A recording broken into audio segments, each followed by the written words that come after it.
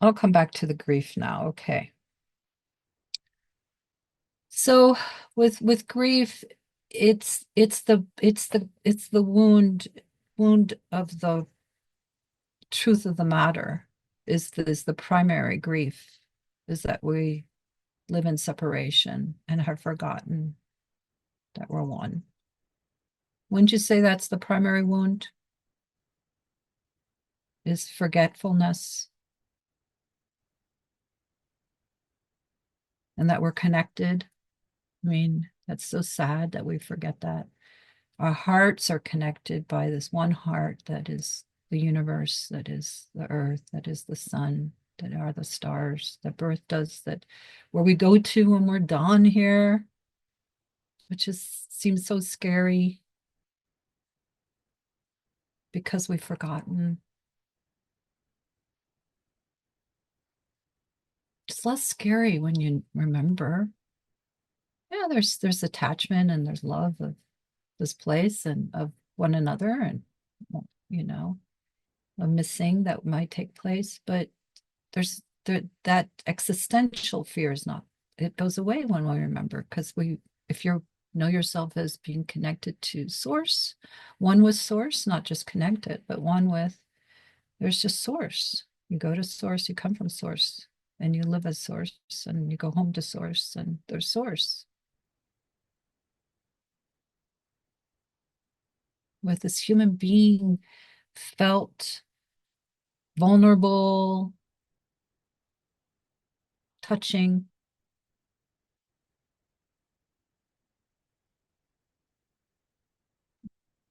beautiful, intimate kind of overlay over source, a sensing, vulnerable, touching source. And that's the human being part. Like my dog Nala has her her reality of sensing, vulnerable, intimate, loving, hurting, scared, right? If anyone's had an animal, cat or dog or whatever. So that doesn't come from the separate self sense per se. A lot of people who are into transcending this experience, not that there isn't a time and place to remember that we're source, and there's sort of a transcendence that takes place in order to remember that. But the full embodied awakening is that this is included. This human being experience is included, is one with that, as that. So just that by itself doesn't mean that there's separation. So to maybe rewire that interpretation inside, just because you feel and you sense and you feel fragile at times and delicate and grief for the world, doesn't mean that you are in separation. It's what creates the separation in that experience is you take it away from being a verb like grieving and bring it to, I'm the one in grief. Take the verb away from suffering and you say, I'm the sufferer. You take the verb away from saddening, made that up just now. I'm saddening. I'm in saddening. And go, I'm sad. These are these are common things that we share. I'm sad, you're sad, we're all sad. But that's an individual experience. But what we share is we're saddening together.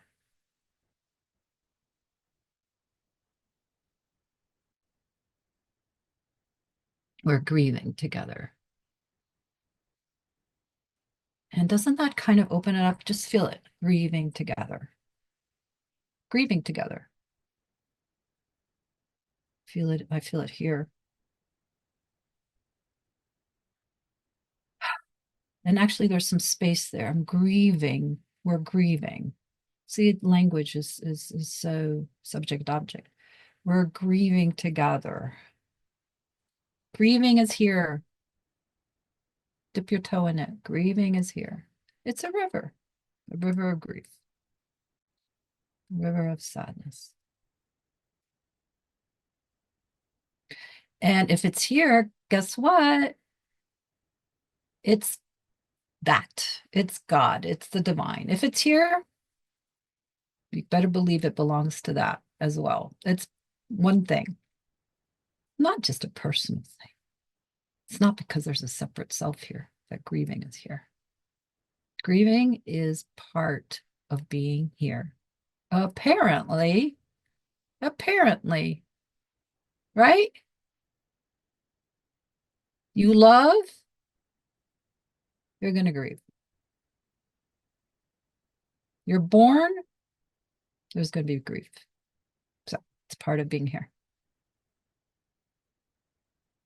So normalizing it versus we're really sad as a culture from, that we haven't normalized grief and embraced it and given it the space that it deserves as a part of our human experience, which is not just part of the human experience. Dogs grieve, right? Is it dolphins or whales? They carry their dead babies on them for a while after they die. There's grief. There's grief in nature. They don't have a separate self-sense that we know of. They're intelligent, but they don't have that virus that we have. It's actually just a reflective mechanism of mind.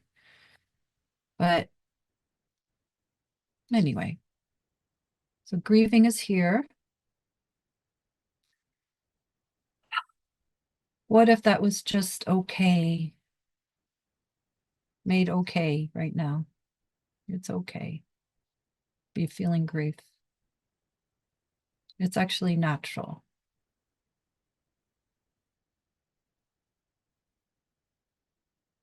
There's so many lost souls in self-forgetting. If that's what a lost soul is, it would be a soul that's forgotten. And what happens when we forget?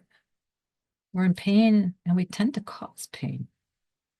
And we cause pain to one another, and we cause pain to Mother Earth, and we forget that we're one with her. So we misuse her, and we're misusing our own world, our own planet, our own ecosystem, what we're a part of.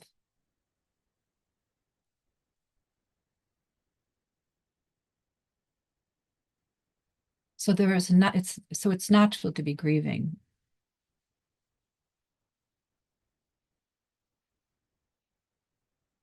There's a lot of pain. So how to be resilient enough to include grieving?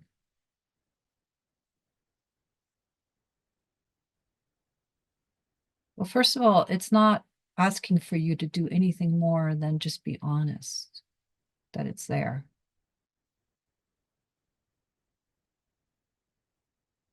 There's enough room already for you to contain it because it's already there. If you're pushing something away, it doesn't make it not there. So there's enough space in you to already be including grieving. It's just you're making it conscious that taking away the wall of protection. I just can't handle grief to that. It's like, well, I can promise you this. Maybe initially it will hurt a little bit, but you will feel better taking down that wall. It'll be more honest and you won't be living in resistance. Resistance causes more pain than the actual experience of something you're resisting. So resistance causes more pain. So not only then do you have grieving behind that wall, the if there is a wall there, or maybe a little fence that you walk over when you feel like it. But whatever, if there's something there that is there,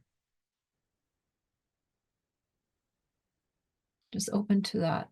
You know how we were leaning into the tree of feeling, the tree of feeling, the feeling tree. It's got your back, right? It's isn't bark so solid and stabilizing and yummy and healing? It's so there. Trees are just so there.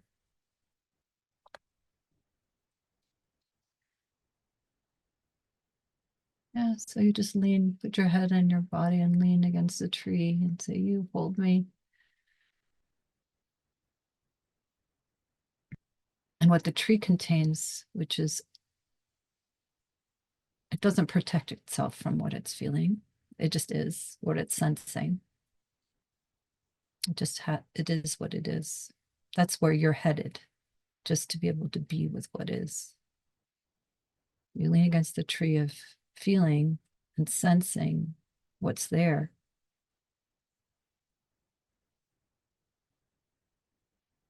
And let it fill your heart space. And I promise you, it might feel a little bit like pain, but really it's just feeling. It's just, it's an intimacy of experience that is a bit unknown. So then there's a bit of an interpretation there. This is uncomfortable, but it's all it is just unknown.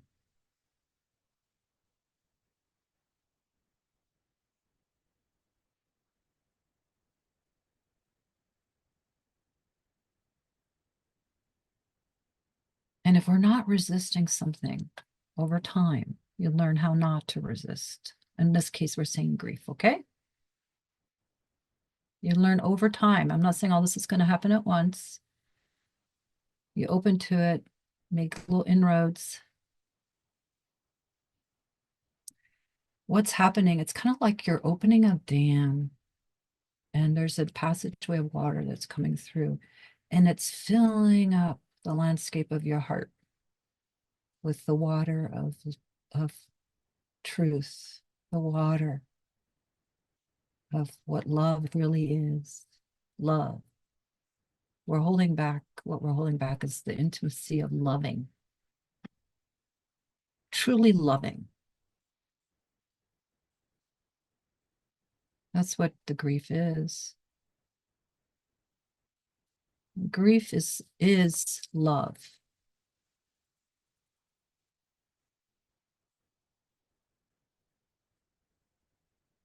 And loving so deeply that it hurts.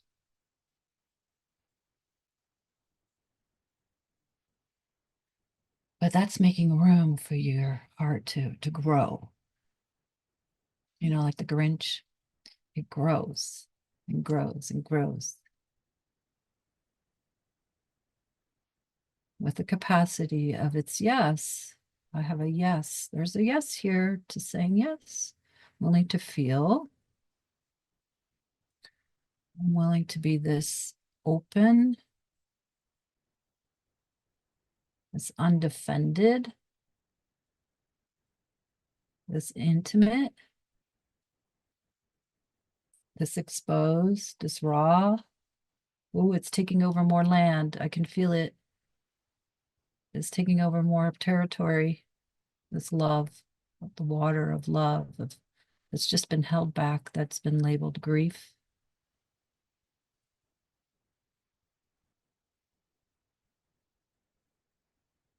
And it's loves itself.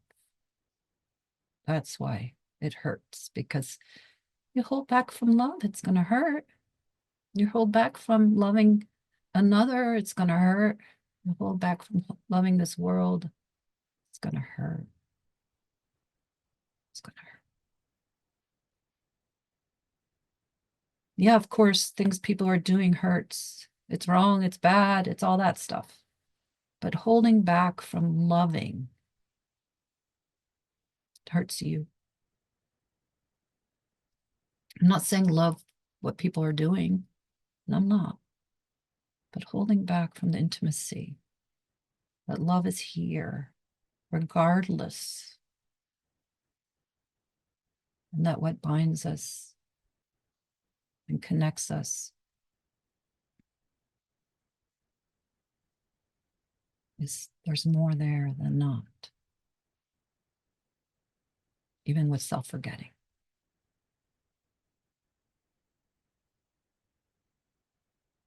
So yeah, our stories, our own dams, our walls, they're not only there to protect ourselves from the grief that we feel, but they're there to protect us from the world and others. Right? I understand that. Boundaries are good. This is not a boundary that I'm talking about, though.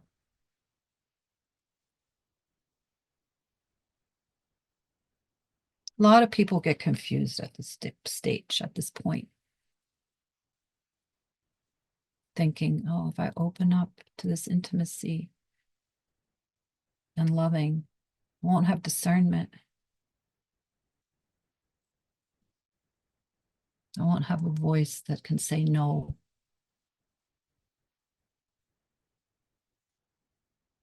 I won't know what's really right and wrong anymore. Well, you will actually from a deeper place. Truth knows what's right and wrong. What's wrong hurts, causing hurt, pain to others, to yourself, if there is a wrong.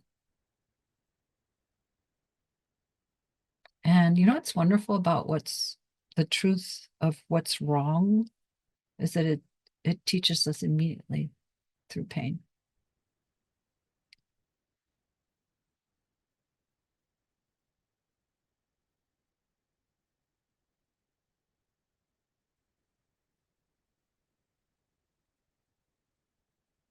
Have you ever like said something to somebody and it hurt and them and it hurt you inside and you immediately saw it and felt it? And then you want to backtrack and try again. It's an instant teacher.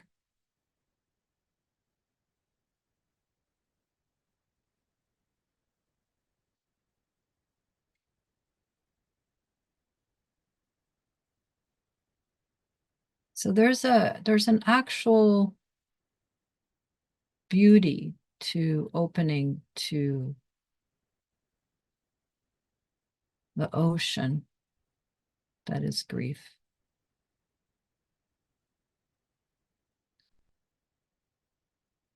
It would be made of water because isn't sorrow full of water,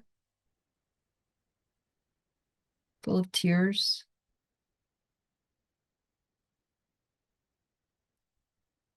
Full of blood. It would be sanguine.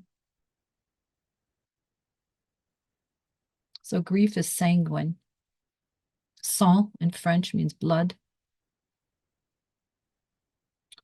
Sanguine nature. To not be afraid of being very, very intimate with feeling grief leads to opening to the beauty of it. That's the trippy part, is that when we touch something so completely with our willingness, there's a beauty to it. Beauty arises. And I'm not talking about, oh, it's all good. It's all great. It's all whatever. No, no, no, no, no, no. We don't like suddenly put it in the category of check, this is good versus this is not good, the other category, the line of division. We move grief from not good to good, which then still holds the polarity of not good. No, it's deeper, a bigger opening. It's an opening that includes, it's so leaning backward step that you are so able to hold the polarity, the duality of it.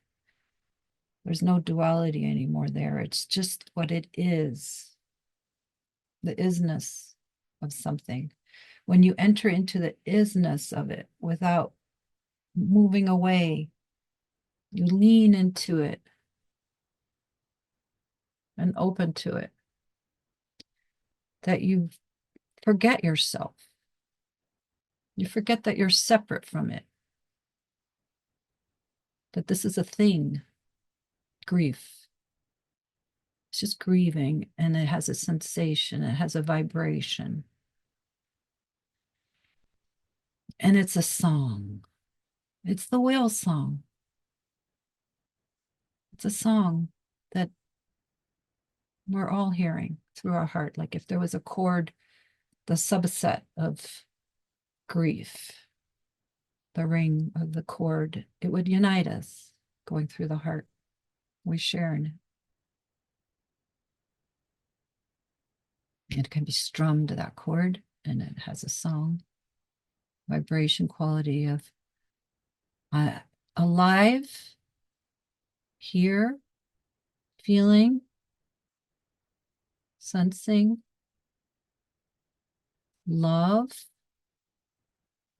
and the sweet bitterness of loss in there. The sweet bitterness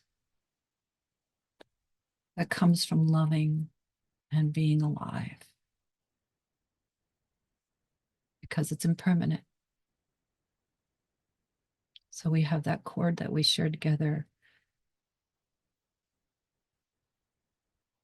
Not only that separation hurts, but just acknowledging that impermanence is what it is.